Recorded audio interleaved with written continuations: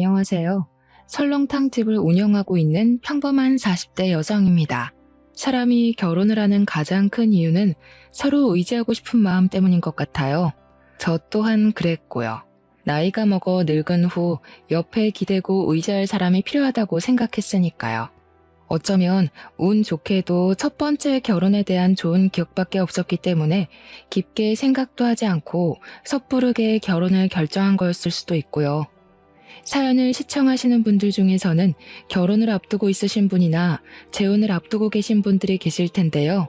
모든 분들이 결혼에 대해 신중하게 선택을 했으면 하는 마음에서 이렇게 사연을 보내게 되었네요. 저는 실패를 했지만 아직 기회가 있는 시청자분들께서는 올바른 선택을 하시면 좋겠는걸요. 그리고 한 가지 당부해드리고 싶은 것이 있다면 결혼이 나의 인생을 구원해줄 거라는 생각을 버리는 것이 좋다는 것입니다. 결혼은 인생을 구하는 것이 아니라 그저 공유하는 것이거든요. 저는 25살이란 어린 나이에 첫 번째 결혼을 했습니다. 딱히 사고를 쳤다거나 하는 건 아니었지만 항상 늘 같은 곳에서 곁을 지켜주는 남편을 볼 때면 결혼을 해도 되겠다는 확신이 들었거든요. 친정 부모님이나 시부모님이나 두 분 모두 저희의 결혼을 찬성하셨기에 저희는 양가 부모님의 축복을 받으며 식을 올릴 수 있었어요. 결혼 후 저희 부부는 각자의 전공을 살려 일을 했는데요. 결혼한 지 1년이 지나자 시어머니께서는 설렁탕집을 운영하자 권하셨어요. 남편은 극구 반대를 했지만 말이에요. 사실 시부모님께서는 50년이 넘는 시간 동안 설렁탕집을 운영하시며 남편을 키우셨어요. 종업원을 쓰기는 했지만 연세가 있으신 두 분께서 젊은 사람도 없이 그 큰 설렁탕 가게를 운영한다는 것은 체력적으로도 정신적으로도 많이 힘든 일이었죠. 남편도 그걸 알기에 가게 일이라면 진절머리를 치며 반대를 한 것이었고요. 남편은 시부모님에게 설렁탕 가게를 접거나 다른 사람에게 넘길 것을 권했지만 가게를 운영하면서 벌어들이는 금액이 상상 이상이었거든요. 시어머니께서는 죽어도 설렁탕 가게를 이어받지 않겠다며 버티는 남편을 보며 전전긍긍 하셨습니다. 결국 보다 못한 제가 설렁탕 가게를 운영하겠다며 손을 들게 되었죠. 직장을 다니며 푼돈을 벌 바에는 시부모님과 함께 설렁탕 가게를 운영하며 큰 돈을 버는 것이 더 낫겠다고 생각했거든요. 어릴 때부터 어깨너머로 가게 일을 도왔던 남편은 힘든 일이라며 극구 반대를 했지만 이번만큼은 고집을 부리고 말았네요. 저라도 가게 일을 하지 않으면 대대로 내려오던 설렁탕 집의 대가 끊기는 거잖아요. 남편의 앞에서 의기양양하게 말하기는 했지만 처음에는 힘들었어요. 일단 해가 뜨지도 않는 새벽에 일어나는 것부터가 문제였죠. 하지만 힘들었던 것도 잠시, 시간이 지나니 이것 또한 적응이 되더라고요. 그렇게 저는 시부모님과 함께 설렁탕 집을 운영하게 되었고 남편은 열심히 회사를 다니며 행복한 시간을 보냈고요. 하지만 얼마 안 가 행복했던 시간을 덮을 만큼 커다란 불행이 찾아오더군요. 남편이 교통사고로 세상을 떠난 것이었죠. 남편은 음주운전을 하던 차량으로 인해 다치고 말았는데요. 의사는 심하게 다친 남편을 보며 가망이 없다는 말과 함께 고개를 흔들었습니다. 의사의 말처럼 남편은 손 써볼 틈도 없이 허망하게 눈을 감아버리고 말았어요. 갑작스럽게 세상을 떠난 남편의 장례식장은 울음소리가 끊이지를 않았죠. 저 또한 목 놓아 울며 남편을 그리워했고요. 환하게 웃고 있는 남편의 영정사진을 보고 있자니 누구보다 착하고 성실하게 살던 남편을 빼앗아간 하늘이 참 원망스러웠는걸요. 장례식장에 온 모든 사람들은 눈물바다를 만들며 일찍 세상을 떠난 남편을 그리워했지만 슬픈 것과는 별개로 시간은 너무 빨리 지나갔네요. 남편의 장례식이 끝난 후 설렁탕집을 열 때면 저와 시부모님은 아무렇지 않은 척 하긴 했지만 남편의 흔적을 볼 때면 그만 참지 못하고 눈물을 터뜨리고 말았어요. 그러던 중 시어머니께서는 저를 따로 불러 서류를 하나 건네주셨습니다. 이만 각자 살 길을 찾아가라면서요.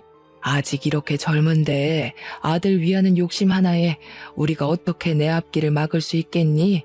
이제 그만 다 잊고 좋은 사람 만나 새 출발해라. 그동안 늙은이 소원대로 힘든 일도 도맡아서 해주고 우리 아들하고도 잘 지내준 거 내가 잊지 않고 기억하마. 어머니, 갑자기 그게 무슨 말씀이세요? 어머니랑 아버지가 계신데 제가 어떻게 재혼을 해서 혼자만 잘 먹고 살 수가 있어요? 저 그냥 어머니 아버지 곁에서 살래요. 아가, 지금은 힘들겠지만 젊고 제일 예쁜 날 다시 좋은 배필 만나서 아기도 낳고 어여쁘게 살아야지. 한번 사는 인생 우리한테 얽매여서 허송세월 보내지 말고 그만 새 출발해라. 내가 사부인한테도 체면이 안 서서 그래. 이제 곁 떠난 사람은 잊고 살아야지. 늙은이 마지막 소원이니 이거 갖고 좋은 사람 만나서 새 출발해라 아가. 시어머니께서는 건물에 관한 문서를 건네주셨습니다. 원치 않았던 이별이 다가와서인지 시어머니께서 저를 귀히 여겨주셔서인지 두 눈에서는 쉴 새 없이 눈물이 흘러나오더군요. 그건 시어머니께서도 마찬가지셨고요.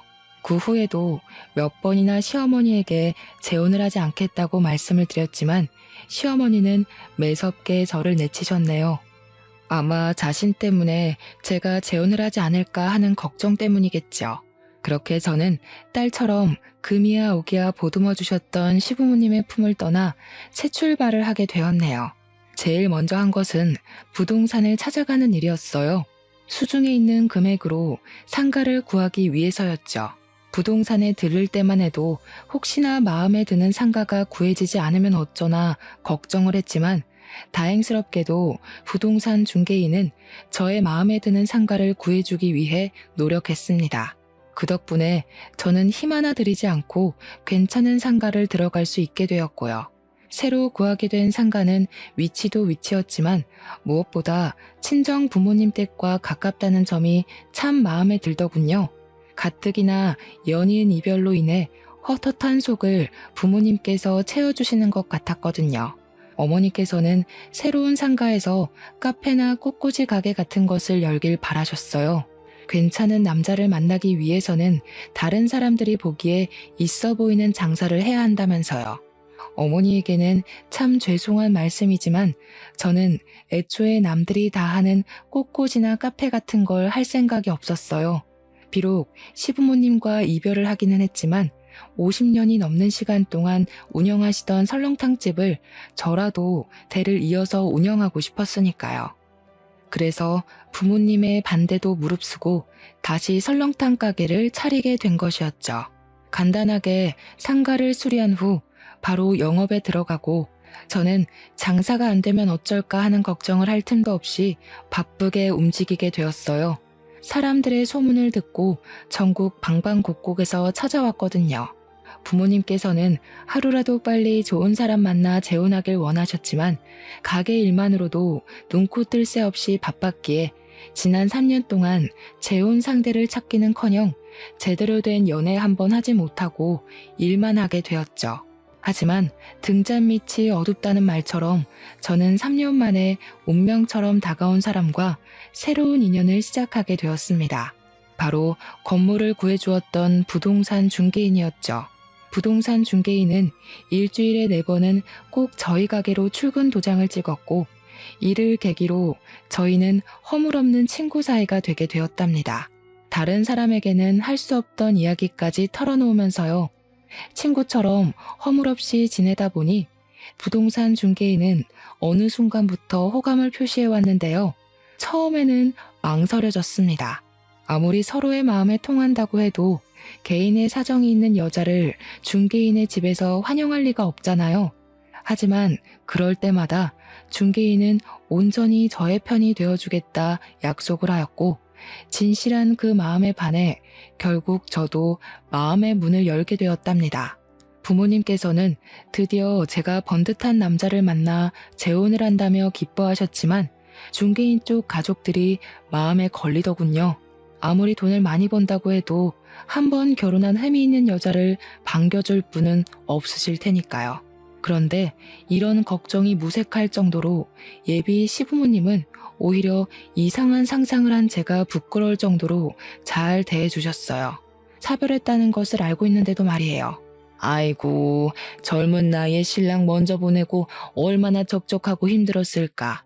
이혼도 서너 번씩 하는 마당에 우리는 며느리 과거 같은 거 신경 안 써요. 요즘이 어디 조선시대도 아니고. 여자가 이혼 좀 한 게 뭐 그리 흔흠이라고.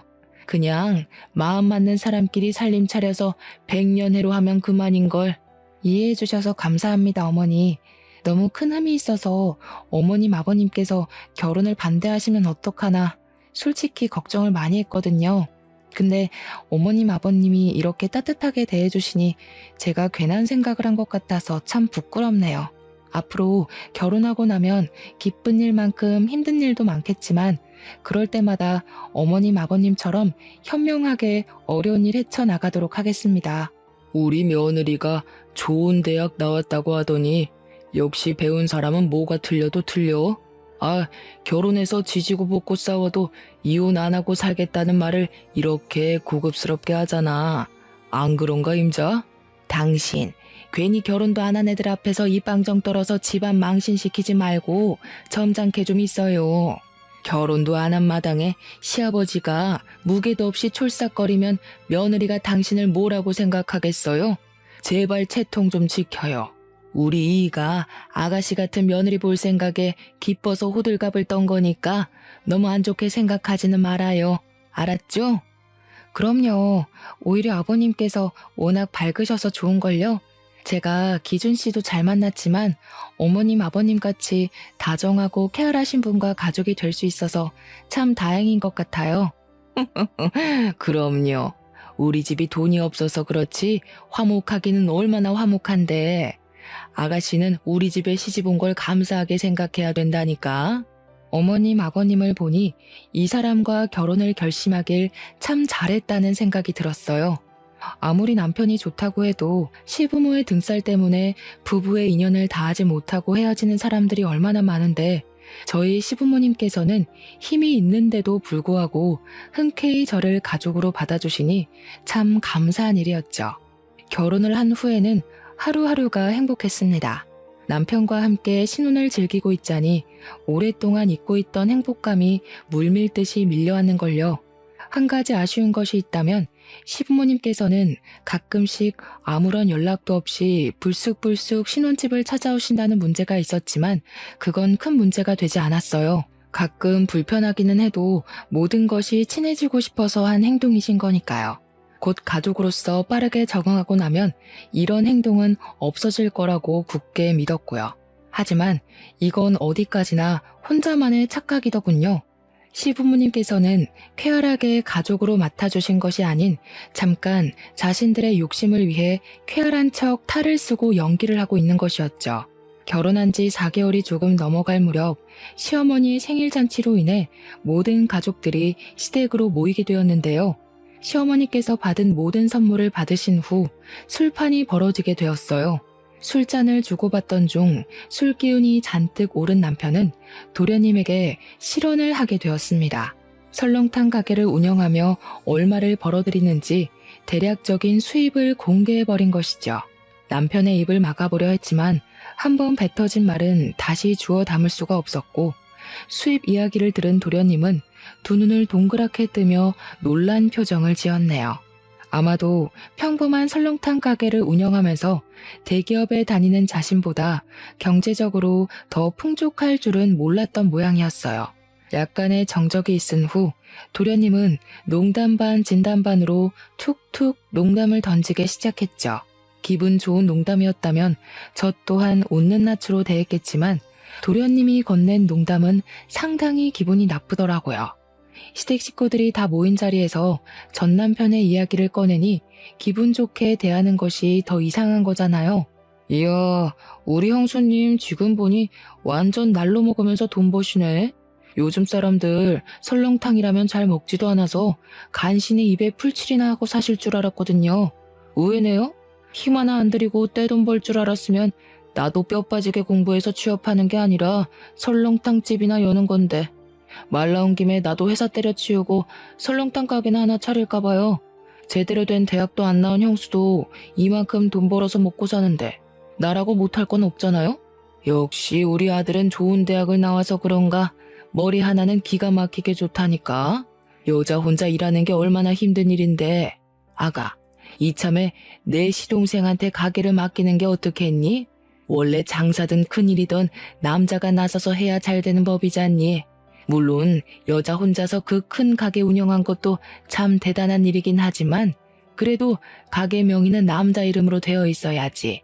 그래야 무슨 일이 생겨도 든든한 남자 뒤에 숨어서 덕을 보지 않겠어? 그럼 저희 가게를 도련님 명의로 바꾸라는 말씀이세요? 그래, 갑작스럽겠지만 시간 지나고 보면 이 시임이 말대로 하길 참 잘했다고 생각할 거다. 지금이야 너희 부부 사이에 애도 없으니 처녀 때랑 똑같이 식당 운영할 수 있다고 쳐도 애 낳고 살림하다 보면 그게 어디 쉬운 일이니?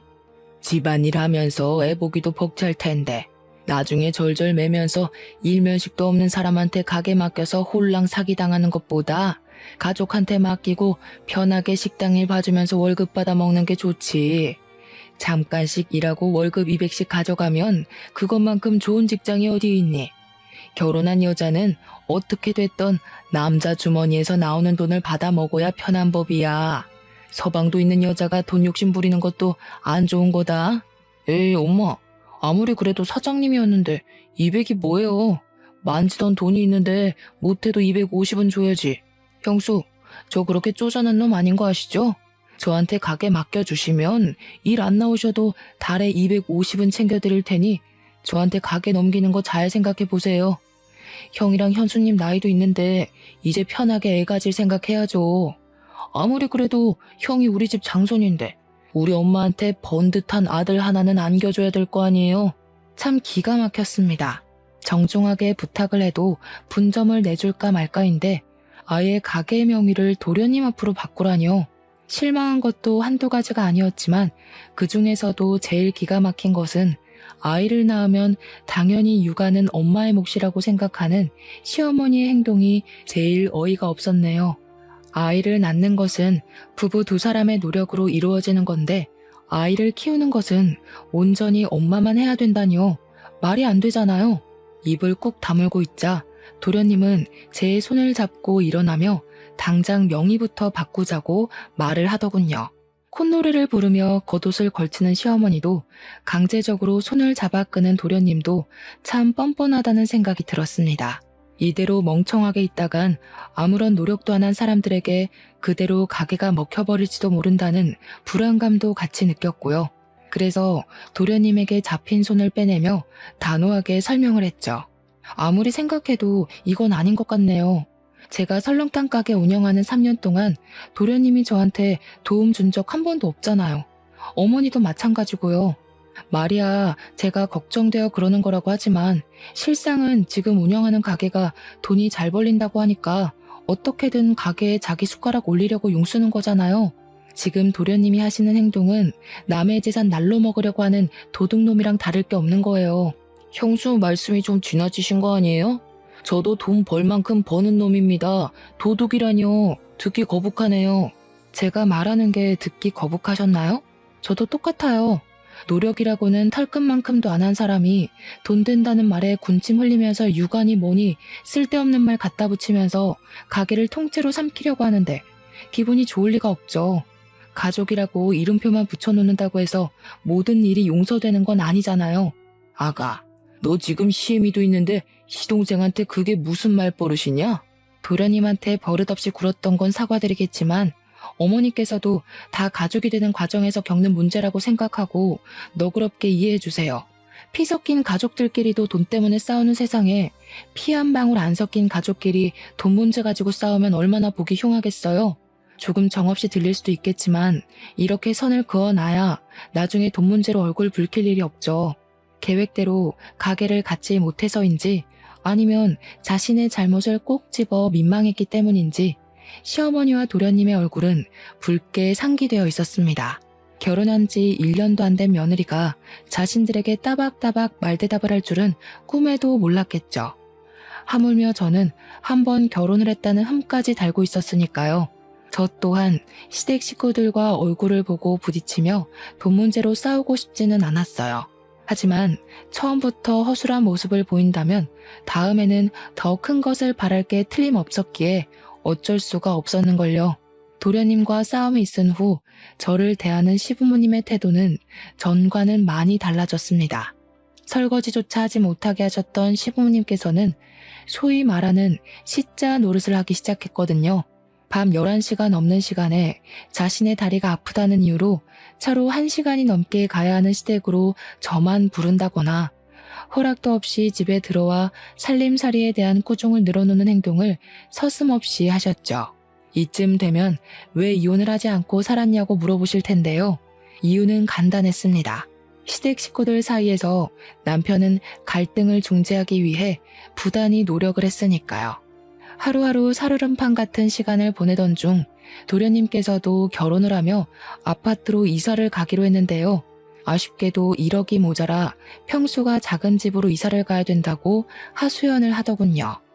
그 말을 듣자마자 시어머니는 점수를 딸 수 있는 좋은 기회라며 당장 통장을 털어 1억을 보태라고 말씀을 하셨고요. 빌려주는 것이야 그럴 수도 있겠지만 눈치를 보아하니 도련님은 1억을 꿀꺽할 생각인 것 같았어요. 그래서 단칼에 거절을 했죠. 적은 돈도 아니고 억이나 되는 돈을 남의 손에 쥐어줄 수는 없는 일이잖아요. 남이 쓰던 중고품을 불쌍해서 걷어줬더니 어디 감히 시댁 어려운 줄을 모르고 따박따박 말대답을 해. 네 어미가 집에서 시부모 앞에서 말꼬리 잡으면서 대들라고 그렇게 버르장머리 없이 가르치던? 이래서 남 손때 탄 헌건 집에 들이는 게 아니라고 했는데 어떻게 사람한테 어떻게 중고품이라는 말을 할 수가 있어요? 이 사람이나 되니까 저랑 결혼해서 살아주는 거예요. 이 사람 아니면 저 아직도 노총각 신세 못 면하고 어머니 밑에서 밥이나 축 내면서 살았을 거라고요. 어머니가 이 사람 물건 취급하면서 하대하면 제가 무슨 낯으로 장인어른이랑 장모님을 뵙겠어요? 1억이 땅 파서 나오는 푼돈도 아니고 통장에 1억이 없어서 못 빌려주는 게 저희 잘못은 아니잖아요. 뭐야? 장손이라고 귀 키워놨더니 어디 저런 되바라진 것한테 올려서 어미한테 대들어? 남들한테 웃음 팔고 술 팔아 장사하는데 통장에 1억이 없기는 왜 없냐? 그저 저 몹쓸 것이 피 한 방울 안 섞인 시댁 식구들한테 돈 쓰기가 아까우니까 발 빼는 거지. 나는 가족한테 돈 아끼면서까지 구두쇠짓 안 한다. 너 같은 거 며느리라 부르기도 싫고 우리 집에 들이기도 싫다. 그러니 당장 짐 싸서 나가. 어머니, 정말 왜 이러세요? 저 어머니 아들이기 전에 이 사람 남편이에요. 어머니가 진짜 저를 귀하게 생각하신다면 이 사람한테 하대하는 것도 멈추시고 제발 사람답게 대해주세요. 지금 돈 가지고 아까워서 쩔쩔매는 건 어머니잖아요. 이 집 팔아서 돈 마련하면 될 걸 어머니도 그러기 싫으니까 이 사람한테 덤터기 씌우면서 책임 전가하는 거잖아요. 어머니가 뭐라 하시던 저 이 사람이랑 헤어질 생각 없어요. 그러니까 계속 이 사람한테 하대하고 못 살게 굴 작정이시라면 저 어머니랑 손절할 수밖에 없어요. 아이고, 자식 새끼라고 키워놨더니 어미 앞에서 손절한다는 말이나 하고 가슴이 썩어 문드러져도 이것보다 아프진 않을 게다. 저 방자한 것이 뭐라고 속닥거렸기에 이 어미한테 손절을 한다는 얘기가 나와? 남편은 급기야 손절 이야기까지 꺼내며 방패막이 되어주더군요. 그런 남편의 모습을 보며 참 고맙다고 미안하기도 했네요. 저와 결혼하지 않았더라면 남편이 시어머니와 틀어질 일도 도련님과 얼굴을 붉히며 싸울 일도 없었을 테니까요. 시댁 식구들과 크게 싸운 후 남편은 정말로 시댁의 발길을 끊고 생활을 했어요. 제 입에서 먼저 시댁에 가자는 말을 할 정도로 남편은 시댁과 담을 쌓고 살았어요. 오죽하면 고집 센 시어머니와 도련님이 먼저 연락을 해 사과를 할 정도로 남편은 참 단호했죠. 시댁 식구들이 아무리 뭐라고 해도 상관없었습니다. 남편은 언제나 든든한 방패막이 되어주었으니까요. 시댁 식구들이 뭐라고 하던 든든한 편이 되어주는 남편이 있으니 결혼 생활을 하는 동안 크게 불편한 점은 없었어요. 그렇게 저희 부부는 한동안 잔잔한 시간 속에 여유로운 신혼생활을 즐길 수 있었네요. 하지만 사람이 살면서 계속 좋은 일만 있을 수 없듯이 저희에게도 문제는 찾아왔어요. 전세 사기가 극성을 부리며 부동산 중개업 일이 이전처럼 수입이 나오지 않는 것이었죠. 중개업 일은 생활비를 간신히 충당할 정도로 사정이 안 좋아졌고 남편은 다른 일감을 찾아 일을 하게 되었는걸요. 막노동 일로 힘들어하는 남편에게 가게를 같이 하자고 제안을 했는데요. 그렇게 되면 부부끼리 같이 할 시간이 줄어든다며 고개를 흔들더군요. 물론 같이 가게를 연다면 같이 할 시간이 줄어들기는 하겠지만 그래도 막노동 일로 피곤에 찌들어 여기저기 파스를 붙이는 모습을 보는 것보다는 나을 것 같았습니다. 계속해서 가게 운영에 대한 문제로 실랑이를 하던 중 남편은 뜻밖에도 사업을 하겠다며 돈을 빌려달라고 하더군요. 중고차 사업 말이에요. 처음에는 의아했지만 남편은 평소 차를 좋아하기도 하고 차에 대한 지식도 많은 편이었기에 중고차 사업을 시작하면 잘할 수 있을 거란 생각이 들었고 남편에게 사업 자금을 빌려주게 되었죠. 사업 준비가 마무리되자 남편은 손을 꼭 잡으며 자신이 꼭 성공해 설렁탕 가게를 열지 않아도 떵떵거리고 살 수 있을 정도로 돈을 많이 벌어주겠다고 말을 했는데요. 일어날 리 없는 터무니없는 말이긴 했지만 기분이 좋긴 했습니다. 현실 가능성이 있든 없든 남편이 저를 위하는 마음만은 진심인 거잖아요. 남편의 마음을 믿었기에 사업이 잘 될 거라 믿어 의심치 않았는걸요. 하지만 단단하다고 생각했던 믿음은 그리 오래가지 못했습니다. 사업을 시작하고 난 후 남편은 딴 사람이 됐다고 생각해도 될 만큼 180도 다른 태도를 보였거든요. 성실하게 일하기는커녕 남편은 해가 중천에 뜰 때까지 침대에서 한 발자국도 움직이지 않고 버티며 핸드폰 게임만 했어요. 빌려간 사업 자금을 갚기는커녕 매번 미안하다는 말만 하며 갚는 것을 미뤘고요. 처음에야 사업이 잘 풀리지 않아서 그런가 보다 이해하려고 했지만 자꾸만 게으른 태도를 보이니 남편의 행동을 이해하려야 할 수가 없었죠. 저도 사업을 하는 입장으로서 자신만의 사업을 하는 게 얼마나 고단하고 힘든 일인지 알기는 했지만 그래도 한번 시작한 일이니 끝까지 책임지고 최선을 다하는 것은 당연한 거잖아요. 하지만 이상하게도 남편은 어디서 돈이 났는지 중고차 사업을 시작한 후 비싼 외제차며 명품같이 값나가는 것들에 돈을 쓰더라고요. 이쯤 되니 남편이 도박이나 사채에 빠졌다고 확신을 하게 되더군요. 그래서 아무도 몰래 남편의 회사로 찾아가게 된 것이죠. 몰래 잠입하는 마음으로 몰래 회사로 들어갔는데요. 중고차가 진열된 앞에는 도련님과 남편이 같이 서 있더군요. 깜짝 놀랐습니다. 아무리 가족이라도 사업은 같이 하지 않는다고 먼저 말을 꺼낸 사람은 남편이었거든요. 더군다나 도련님은 돈 욕심이 많아서 사업을 같이 하면 절대로 안 된다고까지 말을 했고요.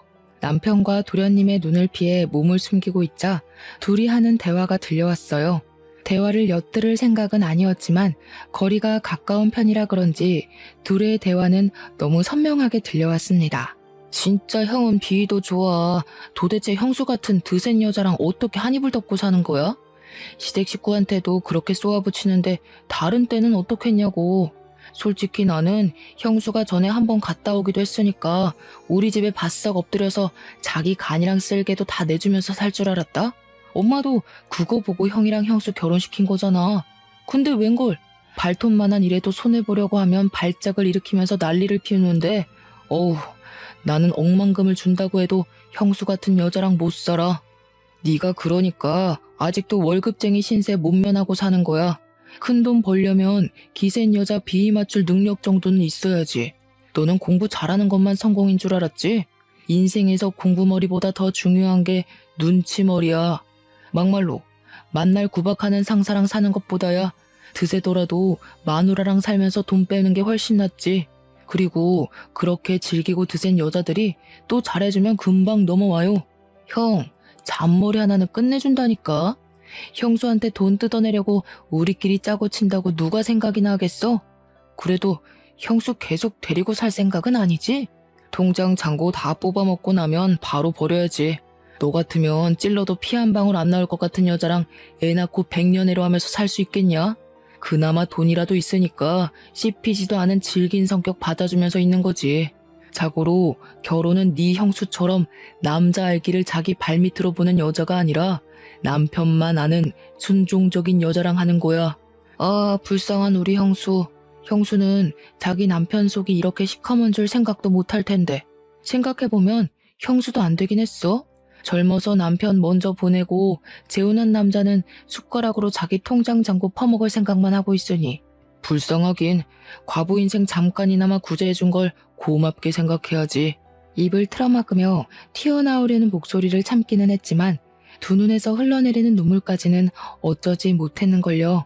진실된 남편의 행동을 보고 결혼을 결심한 것인데 그 모든 것이 다 돈을 노리고 한 가짜였다뇨. 믿을 수가 없고 믿고 싶지도 않았습니다. 하지만 남편은 계속해서 도련님과 대화를 하며 현실을 부정한 기회조차 주지 않더군요. 물밀리듯 덮쳐오는 배신감에 치가 떨리기도 하고 한편으로는 아무런 의심 없이 남편을 믿은 스스로가 너무 바보같이 느껴지기도 했네요. 모든 진실을 알고 나니 다시 집에 들어가는 것조차 겁이 났어요. 집 곳곳에 남아있는 남편의 흔적을 볼 때마다 남편의 저를 향해 했던 온갖 안 좋은 말들이 떠오를 것 같았거든요. 도망치고 싶기도 했죠. 아무리 가까운 사람이라고 해도 나에게 해가 되는 행동을 한다면 가차없이 처리를 할 거라고 다짐을 했었는데요. 막상 가까운 상대를 처리해야 할 현실이 닥쳐오니 그러지도 못하겠더라고요. 상황이 이렇게 되니 문득 전 시부모님들이 떠올랐어요. 욕심 때문에 딸처럼 아껴주시던 시부모님도 버리고 재혼해서 벌을 받는 건 아닐까란 생각이 들었으니까요. 예전에 저였다면 당장 증거부터 잡겠다며 설쳤겠지만 충격이 커서인지 도저히 그럴 힘이 나질 않았어요. 복수를 하기는커녕 밥을 넘기는 것조차 힘들어 한동안은 죽만 먹어야 했죠. 하지만 계속해서 시짜짓을 하는 시어머니와 가증스럽게도 그런 시어머니를 막으려는 신용을 하는 남편을 보니 더 이상 이렇게 살 수는 없다는 생각이 들었어요. 그래서 그때부터 이혼 전문 변호사를 고용해 이혼 준비를 시작한 것이죠. 이혼 소송을 걸자마자 남편은 팔짝 뛰며 가게로 달려왔습니다. 신발도 짝짝이로 신고 말이에요. 갑자기 이혼이라니. 여보, 왜 그래? 혹시 준경이랑 같이 사업하는 것 때문에 화나서 그런 거야?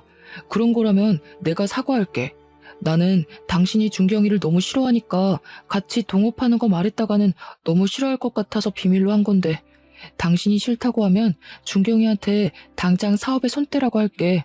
당신은 내가 언제까지 당신 소나기에서 놀아날 거라고 생각했던 거야? 내가 그렇게 바보 천치로 보였어? 식구들이랑 짜고 치면서 앞에만 가리고 연기하면 내 돈 다 뜯길 때까지 속아줄 줄 알았냐고. 당신 연기 실력 끝내주더라. 아주 감쪽같이 속았어. 조금만 더 했으면 진짜 통장에 있는 돈다발을 그냥 갖다 바칠 뻔했잖아. 그래도 고생한 값이 있으니까 내가 박수는 쳐줄게. 가족끼리 역할 분담하고 연극하느라 얼마나 힘들었겠어? 그러지 말고 당신네 식구들 이참에 배우로 직종을 바꿔봐. 사람 하나 바보 만들 정도로 실력이 훌륭하신 분들인데 대한민국 배우 생활 하나 제대로 못하겠어? 오, 연극이라니? 당신 꿈꿔? 도대체 무슨 말을 하는 거야? 이렇게까지 말하는데도 남편은 딱 시치미를 떼더군요. 그 모습이 얼마나 가짠턴지 실소가 새어나올 지경이었어요. 한편으로는 안타깝기도 했죠. 조금만 더 애를 썼다면 재산이고 가게고 홀랑 넘겨주었을 테니까요. 저한테는 참 감사한 일이었죠. 남편이 멍청한 덕에 가게는 물론 통장까지 지킬 수 있었으니까요. 저번에 회사 갔을 때 당신이랑 도련님이 얘기하는 거 들었어. 기세고 남편 위할 줄 모르는 여자랑 백년해로 하기 싫다며 원하는 대로 당신 놓아줄 테니까 지금이라도 말 잘 듣는 고분고분한 여자 찾아봐. 당신 연기 실력이면 그런 여자 하나 꼬시는 건 일도 아니잖아. 돈 좀 있다고 해서 흠 있어도 데리고 살려고 했었는데 이런 식으로 나오면 재미없지. 돈이라도 없으면 내가 당신같이 남 손 탄 여자랑 왜 사는데? 이혼? 나도 당신 같은 여자랑 살기 끔찍해서 지금 당장이라도 이혼하고 싶어. 근데 당신한테 쏟아부은 시간이 아까워서라도 그냥은 못 헤어지지. 나도 변호사 선임해서 재산 분할값은 톡톡히 받아낼 테니까 두고 봐. 나야 다른 여자 만나서 재혼하면 그만이지만 결혼을 2번씩이나 실패한 당신한테는 나랑 헤어지고도 기회가 있을지 모르겠네. 이혼녀 꼬리표가 시간 지난다고 사라지는 것도 아니고 주제 파악을 이렇게 못해서 되겠어? 당신 같은 사기꾼한테 내 재산 뜯겨가며 말년에 돈 없어서 절절거리는 것보다야 이혼녀 꼬리표 달고 마음대로 돈 쓰면서 인생 즐기면서 사는 게 훨씬 낫지. 그리고 자기만 고고한 척 깨끗한 척 하지 마. 나한테 이혼녀 꼬리표가 붙었으면 당신 이마에는 사기꾼이라고 써붙여져 있으니까. 뭐야? 이제 이혼해서 서방이고 뭐고 눈에 뵈지도 않는다 이거야? 지금까지 사기꾼보다 더한 인간을 남편이라고 한 이불 덮고 자면서 내 돈으로 사업까지 차려줬는데 눈에 뵈는 게 있겠어? 혹시나 딴 말 할까봐 말하는 건데 나 당신한테 빌려줬던 사업 자금 무조건 받아낼 거고 위자료도 청구할 거야. 어이구, 돈도 많으신 양반이 그깟 5천만 원이 아까워서 소송을 건다고? 나는 가만히 있을 것 같아? 판사가 남편을 2번이나 갈아치우는 당신 편을 들어줄지 아니면 당신같이 드센 여자 만나서 고생한 순진한 내 말을 들어줄지 어디 두고 보자고. 어디 판결이 사람 얼굴 보고 나니? 쓸데없는 소리 하지 말고 위자료나 준비해놔. 그리고 남이 쓰던 거 가져다 쓰는 건 당신 특기잖아. 그래서 나랑 결혼도 하고 남의 타던 중고차도 가져다가 파는 거지. 남이 쓰던 흠 있는 여자 주워서 결혼했다고 신세 탓하지 말고 제발 주위를 돌아봐. 당신 눈이 남이 쓰다 버린 중고품 정도밖에 안 돼서 그런 거니까 오히려 본색을 드러낸 남편에게 고마웠습니다. 덕분에 아무런 미련 없이 이혼 소송을 준비할 수 있었으니까요. 이혼 소송을 하며 저희는 별거를 하게 되었는데요. 눈치를 보니 남편 또한 변호사를 만나고 있는 것 같더라고요. 이혼 소송을 하는 것은 생각보다 힘든 일이었습니다. 상대방에게 이혼 책임이 있는 것과 별개로 재산이 많은 쪽이 재산 분할을 해줘야 했거든요. 남편도 이걸 노리고 더 많은 재산 분할을 갖기 위해 애를 쓰는 것 같았어요. 참 괘씸했죠. 아무런 노력도 없이 시댁 식구들 앞에서 몇 번 연기를 한 것이 전부인데 재산을 나눠달라고 하다뇨. 기부를 할지언정 절대로 남편에게 재산을 나눠주고 싶지 않았습니다. 그래서 많은 돈이 깨지는 것을 감수하면서 몸값이 비싸기로 유명한 변호사를 고용한 것이죠. 이혼 소송을 시작한 후 시어머니께서는 직접 설렁탕 집까지 찾아와 행패를 부렸네요. 이혼한 주제에 방자하게 자기 아들에게 이혼 소송을 걸었다면서요. 가게 일을 도와주시던 부모님께서는 행패를 부리는 시어머니를 보며 옷소매를 걷어붙이셨는데요. 저는 화를 내는 부모님을 말렸어요. 아무리 화가 난다고 하더라도 이혼을 하기 위해서는 증거를 남기는 것이 제일 중요하잖아요. 시간이 지나고 시어머니에 이어 시아버지까지 합세를 했습니다.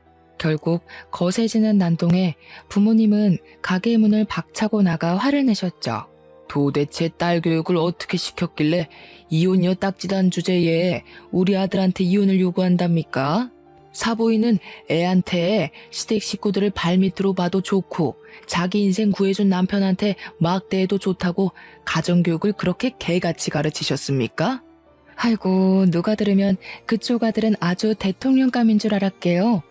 돈도 못 벌어서 마누라 등골 빼먹는 비렁뱅이보다야 이혼녀가 100배 1000배 낫죠. 이제 보니 이서방만 뻔뻔한 게 아니라 사부인네 가족 전체가 아주 얼굴에 철판을 깔았네요. 그게 아니면 가족끼리 똘똘 뭉쳐서 사람 하나 속여먹는 몰상식한 짓은 안 할 테니까요. 아무리 돈이 좋다고 해도 그렇지 어떻게 다른 사람도 아니고 며느리 돈을 뺏어갈 생각을 하세요? 사돈같이 돈에 눈 멀어서 몰상식한 행동하는 사람들 때문에 대한민국의 시어머니들이 다 욕먹는 거예요. 이 여편네가 진짜 보자 하니까 이래서 가정교육이 중요하고 하는 건데 어미나 딸년이나 독종이 따로 없으니 어디 우리 아들이 숨막혀서 살겠습니까? 당신 딸년이 우리 아들이랑 살겠다고 해도 내가 반대할 거니까 당장 돈이나 내놔요. 말씀하시는 거 하곤 참 기품이 넘치십니다. 사돈, 자기 마음에 안 든다고 욕이나 찍찍 뱉어대시고 어디 계속 상스러운 말씀만 해보세요. 그럴수록 사돈 이미지만 깎아내려지는 거니까. 그리고 왜 우리 딸이 그쪽 아들한테 돈을 줘야 됩니까? 먼저 사기꾼처럼 우리 딸 돈 가져가겠다고 사기친 사람이 누군데? 지금 이렇게 멀쩡한 남의 가게에서 시위할 게 아니라 나가서 휴지 쪼가리라도 주우면서 푼 돈이라도 버세요. 우리 딸한테 위자료 내려면 그쪽 아들 수입 가지고는 턱도 없을 테니. 저 옆에 내가 어디 감히 그 더러운 주둥이로 우리 아들 이름을 올려? 어디 내가 가만히 있을 것 같아? 시어머니는 그기야 손톱을 세우고 어머니에게 달려들기까지 했습니다. 시아버지와 아버지가 아니었다면 몸싸움이 크게 벌어지고도 남았을 만큼 시어머니는 격한 감정을 주체하지 못하고 있었어요. 시어머니는 시아버지에게 잡히고도 정신을 못 차리고 씩씩거리며 화를 냈는데요. 저는 그런 시어머니 앞에 고개를 숙이고 큰 절을 올렸네요. 재산 분할 문제로 골머리를 썩고 있었는데 이렇게 몸소 나서주시니 감사해서 제가 뭐라 드릴 말씀이 없네요. 어머님이 저희 가게 와서 깽판만 안 쳐주셨어도 그이한테 갈 재산이 좋기 30%는 넘었을 텐데 어머니 덕분에 이제 그이를 땡전 한 푼 안 드리고도 쫓아낼 수 있게 됐으니 제가 감사하다는 말씀을 안 드릴 수가 없네요. 어머니, 큰돈 나가지 않게 힘써주셔서 정말 감사드립니다. 이렇게까지 해주시다니 감동입니다. 뭐? 우리 아들을 땡전 한 푼 안 주고 쫓아내? 걷어준 은혜를 원수로 갚아도 유분수지. 어디 감히 건드릴 게 없어서 귀한 우리 장손을 건드려? 지금이야 네가 이긴 것 같지? 두고 봐라. 다시는 두 다리 뻗고 못 자게 만들어줄 테니까. 당신 그만해. 여기서 더 했다가는 재산 분할은커녕 돈도 못 받고 쫓겨날 수 있다고. 돈이 걸린 문제인데 화가 나도 참아야지. 시아버지께서는 간신히 시어머니를 진정시켰습니다. 아무리 몰상식한 사람이라고 해도 돈은 무서웠던 모양이었어요. 시어머니가 입에 담지도 못할 말을 하며 가게 앞에서 행패를 부린 덕분에 이혼 소송은 점점 저에게 유리한 쪽으로 돌아갔는데요. 변호사와 함께 열을 올리며 모아온 증거를 살피던 중 한 통의 전화가 오더군요. 상대는 남편의 친구였죠. 의아해하며 전화를 받자 남편의 친구는 잠시 만나자고 했어요. 일단 만나기로 한 장소로 나가기는 했지만 그래도 머릿속에는 계속 의문이 들었네요. 남편 친구는 마리아 친구지 사실은 남편과 사이가 별로 좋지 않았거든요. 결혼식 이후 한 번도 보지 않을 정도로 말이에요. 딱 한 번밖에 보지 않은 사이였기에 만나지 않았는데도 어색한 공기가 느껴지는 것 같더라고요. 그런데 남편 친구를 만난 순간 그런 시시한 어색함 따위는 금세 잊고 말았습니다. 남편 친구는 다짜고짜 고개를 숙이며 제발 도와달라고 부탁을 했으니까요. 처음에는 당황스러워 어쩔 줄을 몰라 했지만 숨겨진 사정을 듣고 나니 남편 친구의 행동에 고개를 끄덕이게 되었어요. 사실 남편이 도련님과 운영하는 중고차 사업은 둘만 하는 것이 아니라 정과가 있는 깡패들과 함께하는 것이더라고요. 합법적인 방법으로 사업을 했다면 괜찮겠지만 문제는 남편이 하는 일이 합법적이지 않다는 것이었죠. 남편은 중고차를 사고 파는 과정에서 나이가 어린 사람들을 중심으로 폭행과 협박을 서슴지 않으며 자기들이 편한 대로 이득을 취한 것이죠. 강력계 형사로 일을 하고 있는 남편 친구는 사촌 동생을 통해 우연히 알았던 거고요. 남편은 친구의 사촌 동생에게 자신이 했던 대로 깡패를 동원해 반협박식으로 폐차 직전에 중고차를 비싼 가격에 팔아버렸거든요. 모든 사실을 알고 나니 남편을 절대 용서할 수 없었어요. 한 점 부끄러움 없이 번 제 돈으로 다른 사람에게 피해를 주며 돈을 벌다뇨. 그건 물건을 팔고 합당한 이득을 취한 것이 아니라 그저 무력을 사용해 돈을 빼앗은 거잖아요. 남편 친구를 도와주기로 한 후 바로 택시를 타고 남편 회사로 향했습니다. 차를 타고 간다면 남편에게 덜미가 잡혀 증거를 잡기는커녕 오히려 역효과가 나타날 수도 있으니까요. 그런데 뜻밖에도 남편이 불법적인 일로 돈을 벌고 있다는 증거보다 먼저 알게 된 중요한 사건이 있었어요. 바로 남편이 다른 여자와 외도를 저지르고 있다는 것이었죠.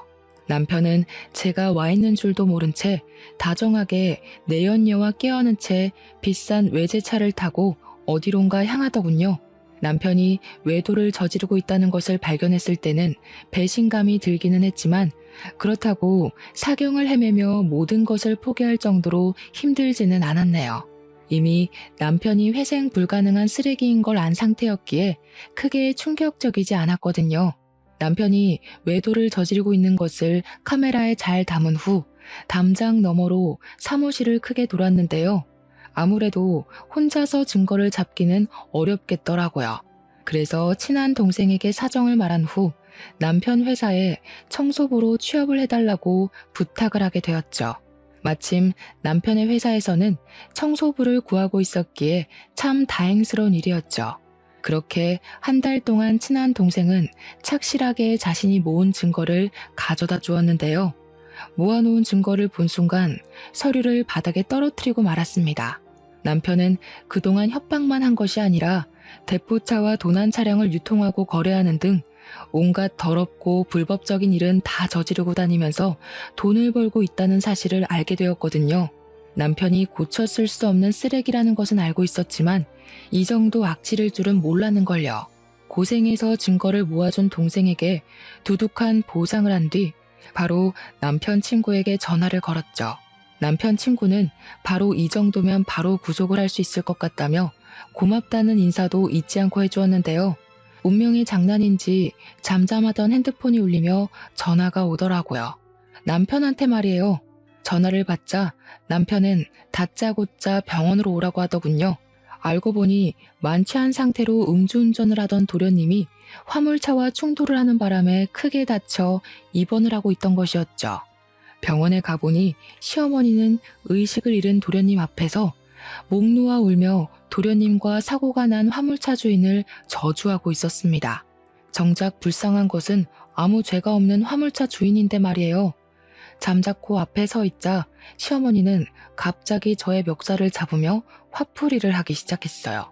이 망할 것, 세상 떠난 전 남편 흔적을 그대로 달고 들어오더니 기어코 네가 사고를 치는구나. 우리 집에 들어오지만 않았어도 우리 아들이 이 사달이 나지는 않았을 텐데 당장 우리 아들 살려내라 이 몹쓸 거사. 생사람 잡지 마세요. 누가 보면 제가 도련님한테 제발 술이 떡이 돼서 운전대 잡으라고 시킨 줄 알 거 아니에요. 어머니 자꾸 쓸데없이 저한테 화풀이 하시는데요. 도련님이 다친 건 어디까지나 술 먹고 운전한 도련님 잘못이잖아요. 내가 지금 뚫린 입이라고 함부로 짓거리는구나. 내가 이러라고 널 여기 부른 줄 아냐? 당장 내 아들 목숨값이나 내놔. 다시 시작되는 돈 타령에 진절머리가 날 정도였습니다. 결국 저를 여기로 부른 이유가 돈 때문인 거잖아요. 다시 막무가내로 나오는 시어머니에게 한 소리를 하고 싶었지만 남편 친구에게서 전화가 오더군요. 남편을 구속하기 위해 현재 있는 위치를 알려달라고 하는 것이었죠. 그렇게 위치를 알려준 지 얼마 뒤 남편 친구는 다른 형사들을 데리고 병원으로 들어왔습니다. 저는 남편 친구에게 위치를 알려주기 위해 앞장섰고요. 그런데 남편 친구와 함께 병실 안으로 들어오자 남편은 눈이 뒤집혀서 추궁을 하기 시작하더군요.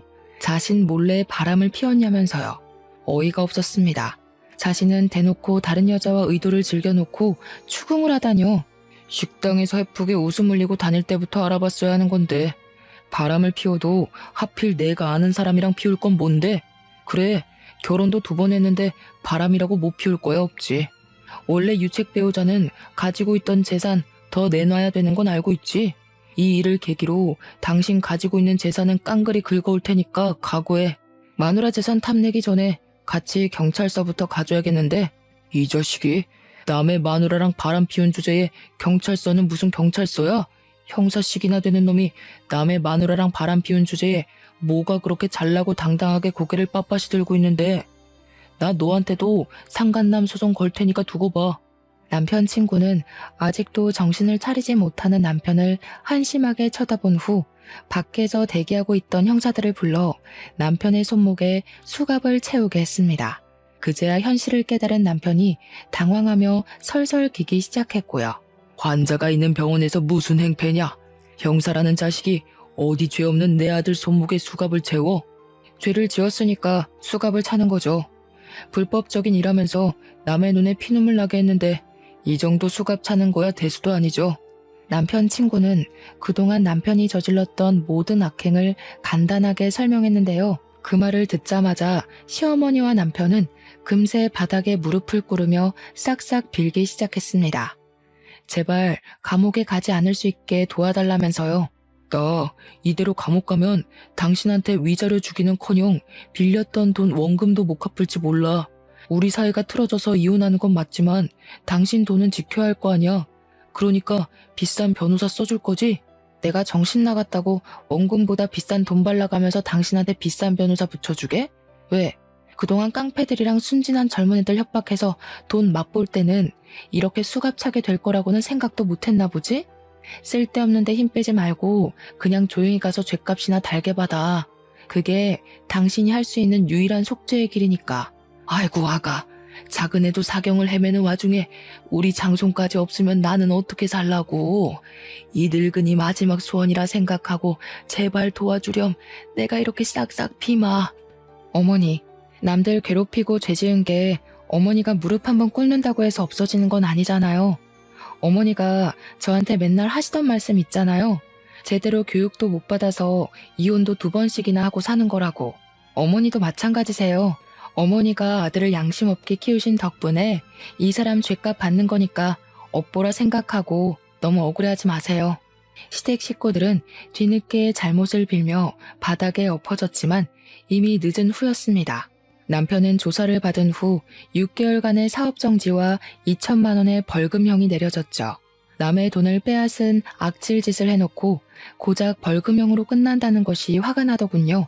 하지만 벌금형을 받은 후 중고차 사업은 망하기 직전까지가 정리가 됐으니 죗값을 받은 셈이긴 했지만요.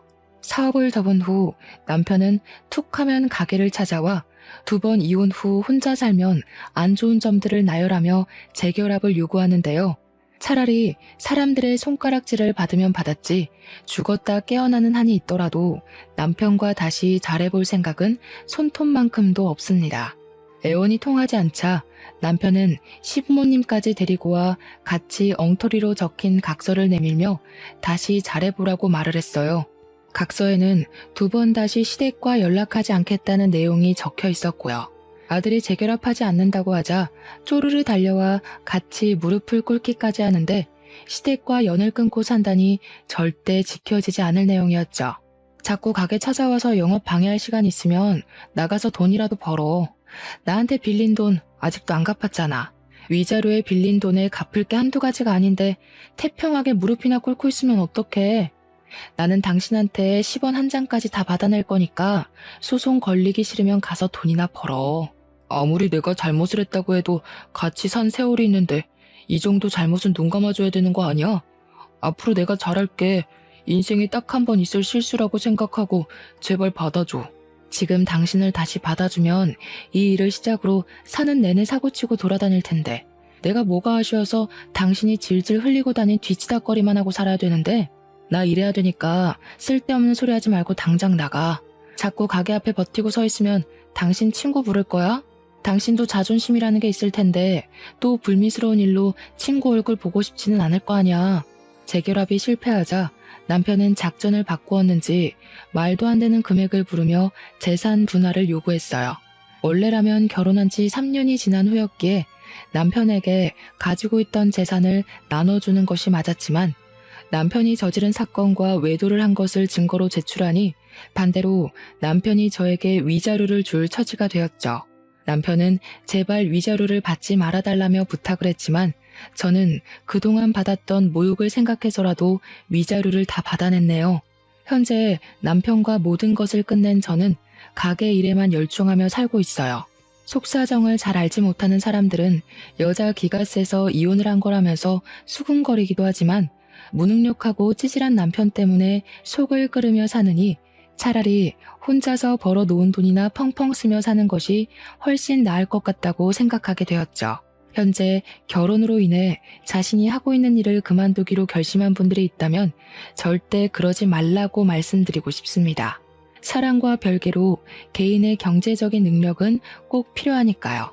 비록 저는 결혼에 실패했지만 결혼을 앞두신 시청자분들께서는 꼭 행복한 결혼 생활을 하시길 진심으로 바랄게요.